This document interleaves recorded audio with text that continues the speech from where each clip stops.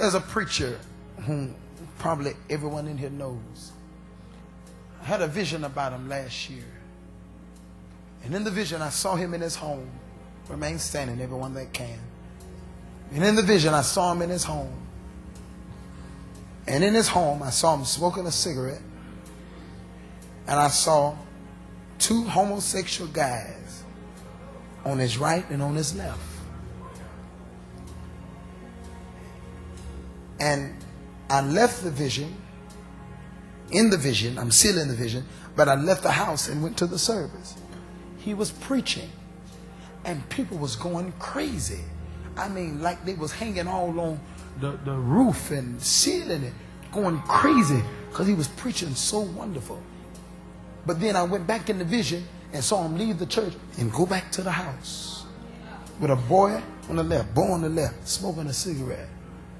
Came out the vision, said, Lord, what is this? He said, this is the spirit of perversion that has crept into his life.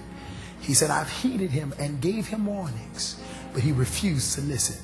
He said, now what I shall do is I shall take the anointing off of him and place it upon another. Well, I seen the preacher,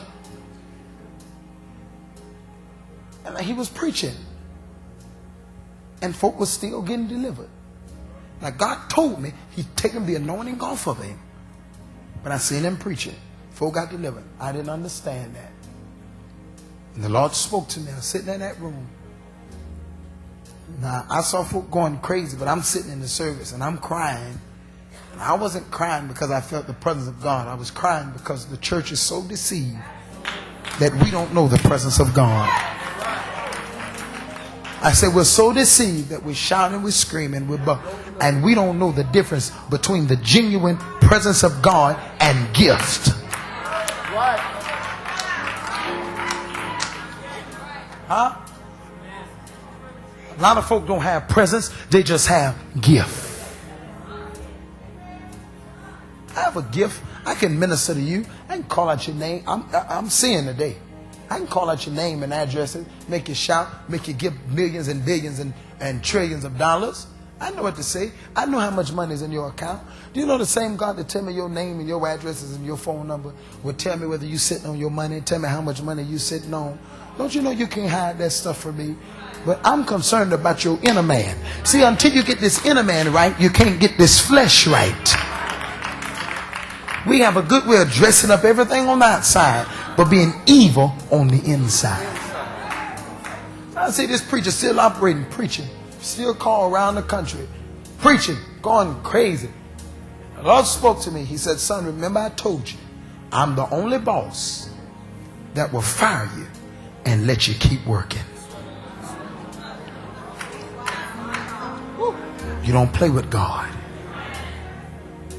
I told God, whatever you do,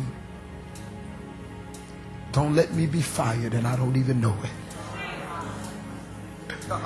Pray every morning is, God, please don't let me just come to church and preach and I'm prophesying and folk being delivered and I die and go to hell. God, if there's anything in my life, get it out of me now.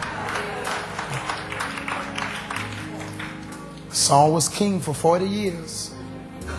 He was only anointed for 2 years. Wow. That means for 38 years, God left him in position, but the presence of God had left him. You think you're all right because you're still singing the choir, still preaching behind the pulpit, still ushering. You think you don't even know that God done stripped you. Adam, the day you eat the fruit, you shall surely what? Die. Adam was still walking. He was a walking dead man. God spoke to me. He said, son, I got so many ways of killing you and letting your flesh stay alive. Lift your hand and say, Lord, don't do it to me. Say it again. Lord, don't do it to me.